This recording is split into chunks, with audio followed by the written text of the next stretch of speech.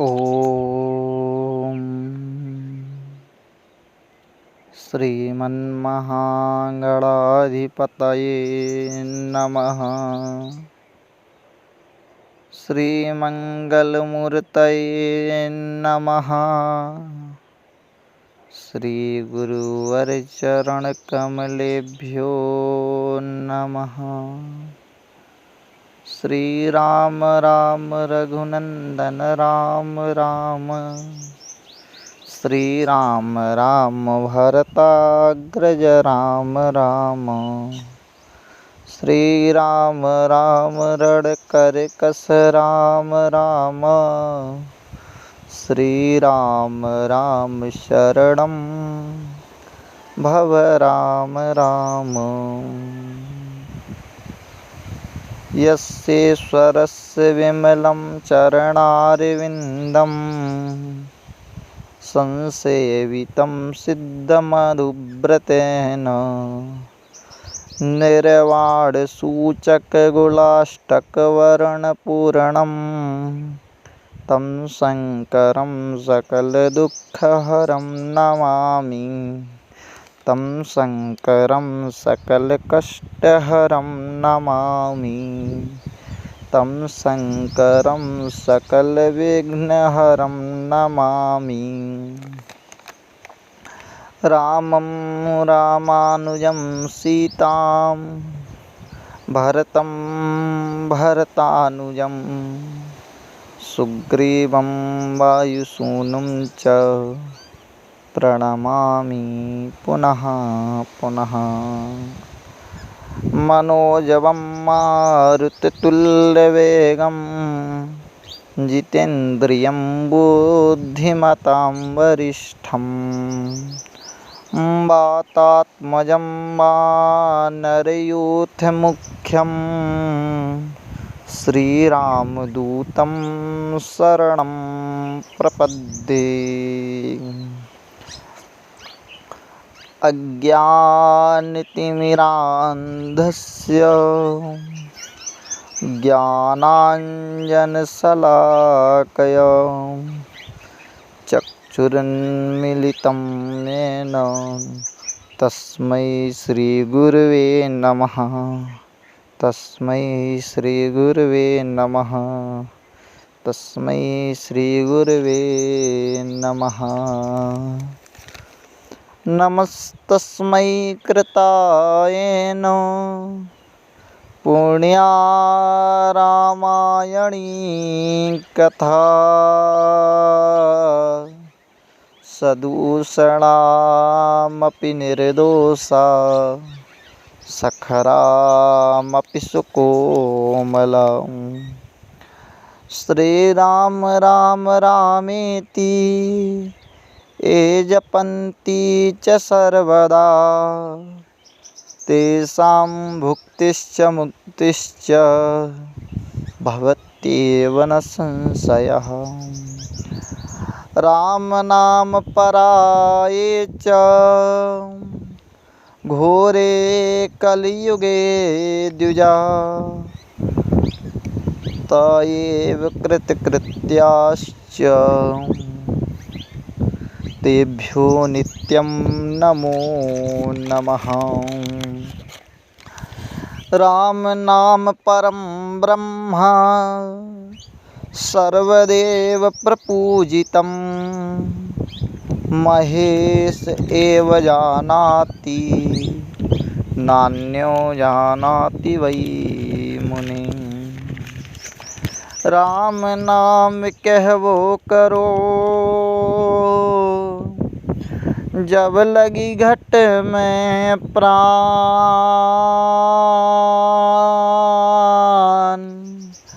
कबहूँ दीन दयाल के भनक पड़ेगी कान। राम नाम नित्य कहते हर गावत वेद पुराण। हरन अमंगल अघ अखिल करन सकल कल्याण। श्री राम श्री राम श्री राम। भगवत चरणारविंदानुरागी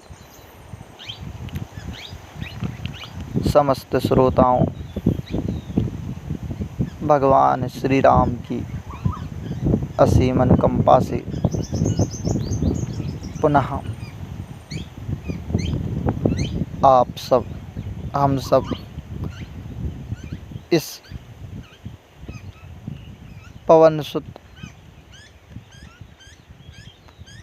हनुमान जी के प्रांगण में समुपस्थित होने के बाद सत्संग करने का सुअवसर प्राप्त हुआ है। भगवान श्री राम की मंजुल मंगलमयी कथा में नित्य प्रति आप भगवान श्री राम की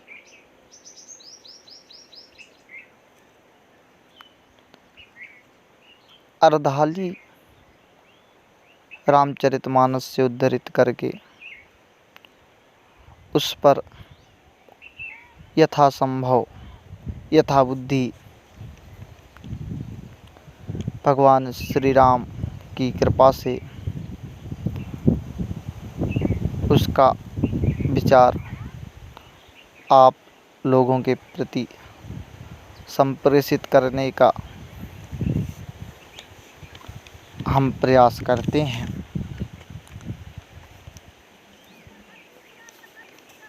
भगवान श्री राम की जो मंजुल मंगलमयी कथा है, इस कथा को श्रवण करने के लिए, श्रवण करते समय और श्रवण करने के बाद हमें किस प्रकार की सावधानी रखनी चाहिए और किस प्रकार से इसका श्रवण करना चाहिए, इस विषय में भगवान कलि पावन अवतार गोस्वामी तुलसीदास जी लिखते हैं कि जब भगवान शशांक शेखर भूत भावन विश्वनाथ एक बार उस वटवृक्ष के नीचे विराजित हुए जो कैलाश पर अवस्थित है, माता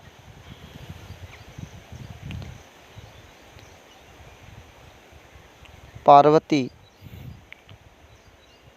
राम कथा श्रवण करने के उद्देश्य से उस स्थान पर पहुंची।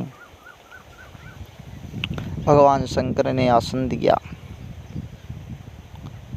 और माता ने जगत के कल्याण के लिए राम कथा श्रवण करने के लिए प्रश्न किया। तो भगवान शंकर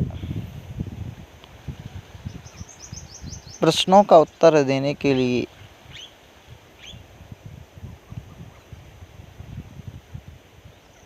विचार करने लगे,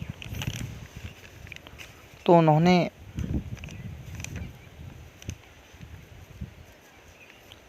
सर्वप्रथम माता पार्वती जी से कहा कि हे पार्वती, जिस कथा को मैं तुम्हें सुना रहा हूँ, उस कथा को श्रवण करने से सारे संशय उड़ जाते हैं। राम कथा सुंदर कर तारी, संशय विहग उड़ावन हारी। राम कथा वह सुंदर ताली है जिसके बजाने मात्र से ये सारे संशय उड़ जाते हैं, संशय रूपी पक्षी उड़ जाते हैं। पर भगवान शंकर ने कहा कि हे पार्वती, राम कथा कलि विटप कुठारी, सादर सुन गिरिराज कुमारी। यह साधारण कहानी नहीं है, यह राम कथा कलयुग रूपी वृक्ष के लिए काटने के लिए कुल्हाड़ी के स्वरूप है। और सादर सुन गिरिराज कुमारी, हे गिरिराज कन्या, इसका आदर के साथ तुम श्रवण करो। यह कोई मात्र किसी मनुष्य की कहानी नहीं है, यह परम पिता परम ब्रह्म की अद्वितीय लीला है। कहानी और कथा दोनों अलग अलग हैं, दोनों पृथक हैं, दोनों का अलग अलग विषय है। कहानी माताएं अपने पुत्र को सुलाने के लिए सुनाती हैं कि एक था राजा एक थी रानी और दोनों मर गए, ख़त्म कहानी। और दोनों के विषय में कहानी सुनाती हैं और लड़का सो जाता है। तो कथा जो कहानी है वह मात्र मनोरंजन का विषय है, लोगों को सुलाने के लिए है। किंतु कथा जगाने के लिए है। कथा मनोरंजन का विषय नहीं है। कथा बुध विश्राम सकल जन रंजनी, राम कथा कलुष विभंजनी। राम जी की जो कथा है वह मनोरंजन का विषय नहीं है। आनंद तो आह्लादित तो करती है, पर बुध विश्राम में है, लोगों को विश्राम प्रदान कराती है। यह आत्मसात करने का विषय है। कथा शब्द की व्युत्पत्ति संस्कृत व्याकरण में इस प्रकार है, कम ब्रह्मम हृदयम स्थापयति इति कथा। जो ब्रह्म को हृदय में स्थापित कर दे वह कथा है। भगवान श्री राम की कथा सुनने के लिए देवता, देव, दनुज, नर, किन्नर, मुनि, ब्रह्म ऋषि, ब्रह्मज्ञानी, योगी सभी लालायित रहते हैं। क्योंकि मन की जो शुद्धि, जप तप, ज्ञान, योग, विज्ञान, ध्यान, धारणा, समाधि, यम, नियम, संयम, तीर्थाटन, शास्त्र चिंतन उनसे नहीं होती है। वह हृदय के सारे कलमशों की शुद्धि सत्संग भगवान श्री राम की मंगलमयी गाथा से हो जाती है। इसलिए ब्रह्म ऋषि भी, ब्रह्मज्ञानी भी ब्रह्म के ध्यान को छोड़कर भगवान श्री राम की मंगलमयी गाथा को, कथा को श्रवण करते हैं। कथा सादर आदर के साथ सुनने की है। सादर सुन गिरिराज कुमारी, कथा आदर के साथ सुननी चाहिए। गोस्वामी तुलसीदास जी महाराज ने एक बार, गोस्वामी तुलसीदास जी महाराज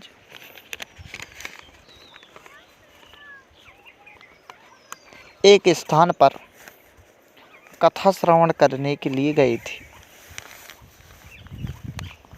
वहाँ पर कथा वक्ता एक उच्च आसन पर बैठा था। वैसे ही कई सिंहासनों पर लोग बैठकर भगवान श्री राम की कथा को सुन रहे थे। गोस्वामी तुलसीदास जी महाराज वहाँ पहुँचे। उन्होंने सभी को देखा। देखने के बाद वह नीचे बैठ गए। लोगों ने आग्रह किया, आप भी ऊपर आइए, इस सिंहासन पर बैठिए। पर श्री गोस्वामी तुलसीदास जी महाराज नहीं बैठे। जहाँ पर चप्पल वगैरह रखी थी वहीं पर बैठकर उन्होंने कथा को सुना। कथा श्रवण करने के बाद उन्होंने कहा कि आप सबने कथा श्रवण की है, कथा सुनने में 10 दोषों को त्याग देना चाहिए, 10 दोषों को छोड़कर ही कथा को सुनना चाहिए। गोस्वामी तुलसीदास जी कहते हैं कि जो कथा सुनते समय पान को खाते हैं वह नरक में जाकर उन्हें मल भक्षण करना पड़ता है। आज के समय में लोग पान खाकर कथा सुनते हैं, गुटखा, राजश्री इत्यादि अभी प्रचलित है। इन सब का शास्त्रों में बहुत निषेध है। कथा में पान खाने से नरक में मल भक्षण करने का प्रत्यवाय लगता है। जो लोग भगवान श्री राम की मंगलमयी गाथा को उच्चासन पर, ऊंचे आसन पर विराजित होकर सुनते हैं, वह पापी मनुष्य अर्जुन के वृक्ष के रूप में इस धरा में आते हैं। और जो भगवान श्री राम की पवित्र यश को प्रणाम नहीं किए और सुनने लगते हैं, वह पापी मनुष्य विष वृक्ष की योनि को प्राप्त करते हैं। और जो व्यक्ति भगवान श्री राम की मंगलमयी गाथा को सुनते सुनते सो जाते हैं, वह अभिमानी मनुष्य अजगर के रूप में इस संसार में आते हैं, अजगर की योनि वह प्राप्त करते हैं। जो वाचक के बराबर आसन पर बैठकर भगवान श्री राम की पवित्र गाथा को सुनता है, उसे गुरु द्वारा, गुरु पत्नी के भोग का पाप लगता है। जो भगवान श्री राम की कली कलुष विभंजन कथा को कथा की निंदा करते हैं, वह लोग 100 जन्मों तक कष्टदायी कुत्ते, श्वान की योनि को प्राप्त करते हैं। जो मध्य कथा में बीच में विवाद करते हैं, वह मनुष्य सरट गिरगिट जो रंग बदलता रहता है और गधे की योनि के रूप में दूसरे जन्म को प्राप्त करता है। जो लोग भगवान श्री राम की कथा को सुनते नहीं हैं, वह नरक तो जाते ही हैं, साथ में उन्हें सूकर की योनि प्राप्त होती है। जो लोग भगवान श्री राम की कथा में विघ्न उत्पन्न करते हैं, वह अनेक वर्षों तक नरक का भोग करने के बाद सूकर की योनि को प्राप्त करते हैं। और जो अभिमान सहित कथा को सुनते हैं, और नरक की योनि को प्राप्त करते हैं। कहने का अभिप्राय है कि कथा कल्याणकारी है, किंतु उसको संयम के साथ, आदर के साथ श्रवण किया जाए तो। जिस प्रकार अन्न को खाने से शरीर की पुष्टि होती है, परिपुष्ट होता है, उसी प्रकार मन की परिपुष्टि और आत्मा की परिपुष्टि कथा है। इस कथा को कान श्रवण नहीं करते हैं, कथा को मन श्रवण करता है और मन शांत होता है। और यह कथा आत्मा को सुख देने वाली होती है। इसलिए प्रायः लोग कथा को श्रवण करते करते उन्हें नींद आने लगती है। क्योंकि उनकी जो आत्मा होती है उसे विश्राम मिलता है, बुद्ध विश्राम, उनको आनंद प्राप्त होता है। इसलिए भगवान श्री राम की जो कथा है, यह कथा इन 10 दोषों को त्यागने के बाद श्रवण करनी चाहिए। आप सभी से निवेदन है कि आप अब कभी कथा सुनने कहीं भी जाएं, कभी भी जाएं, तो इन 10 बातों का ध्यान रखें। जाकर भगवान की आनंदमयी कथा को प्रणाम अवश्य करें। उस समय जो धूम्रपान इत्यादि है उसको त्याग दें, उसको ना करें और ऊंचे आसन पर बैठकर नहीं, नीचे बैठकर भगवान श्री राम की मंगलमयी कथा को सुनें। आज का मनुष्य सुख सुविधाओं से परिपूरित है। सारे उपकरण मानव को सुख प्रदान करने के लिए तत्पर हैं, किंतु मनुष्य के जीवन में आज इतनी अशांति है क्योंकि लोग कथा को महत्व नहीं देते, कथा को श्रवण नहीं करते, क्योंकि कथा ही वह साधन है जिससे समस्त दुखों की निवृत्ति हो सकती है। अनेकानेक दुखों से संपीड़ित विरहिणी सीता जब अशोक वाटिका में बैठी देह परित्याग करने की चेष्टा कर रही थीं, उस समय भगवान पवनसुत ने उनको भगवान श्री राम की गाथा सुनाई और उनके सारे दुख नष्ट हो गए। गोस्वामी ने लिखा, लागी सुने श्रवण मन लाई, आदिहु ते सब कथा सुनाई। पूरी कथा सुनाई और कथा सुनाने से सीता जी के सारे दुखों की निवृत्ति हो गई।